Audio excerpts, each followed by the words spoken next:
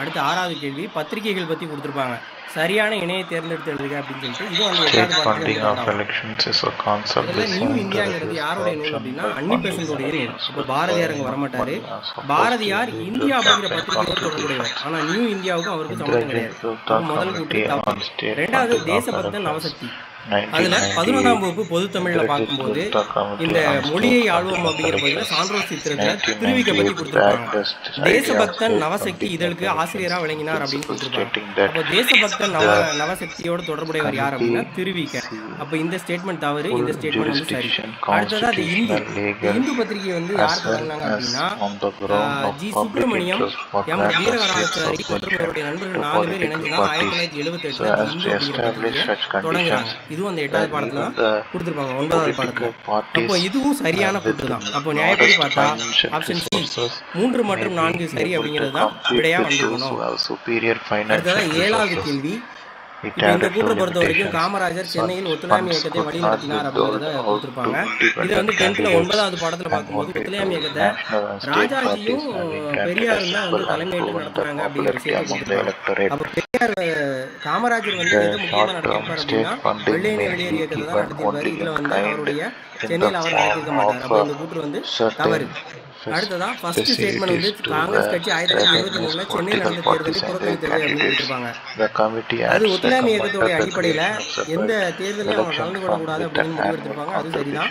சுயராஜ்ய கட்சி 11 இடத்துல வெற்றி பெற்றது. ஆனால் ஆட்சி அமைக்க மறுத்திருப்பாங்க. அதனால சென்னையில் வந்து நீதிபதி அமைச்சரவை அமைத்தது அப்படிங்கிறது சரிதான்.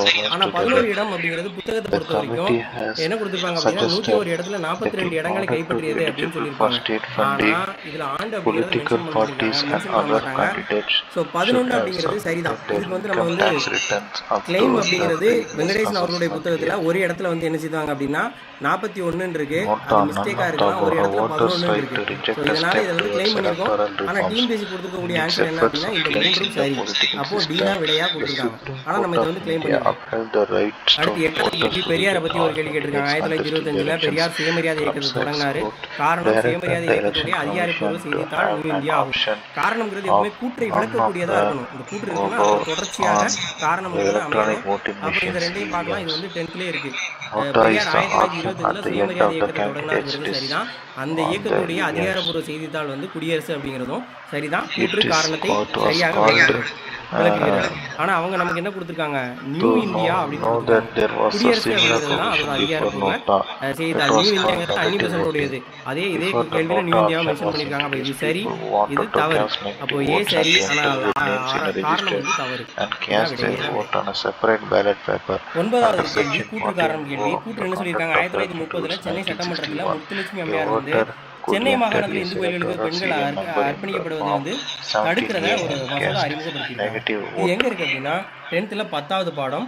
10வது பாடத்தில் 1930 சென்னை சட்டமன்றத்தில் முத்துலட்சுமி அம்மையார் சென்னை மாகாணத்தில் இந்து கோயில்களுக்கு பெண்கள் அர்ப்பணிக்கப்படுவதை வந்து தடுக்கிறது அப்படிங்கிற ஒரு மசோதாவை அறிமுகப்படுத்துறாங்க. மசோதா அறிமுகப்படுத்தப்பட்டது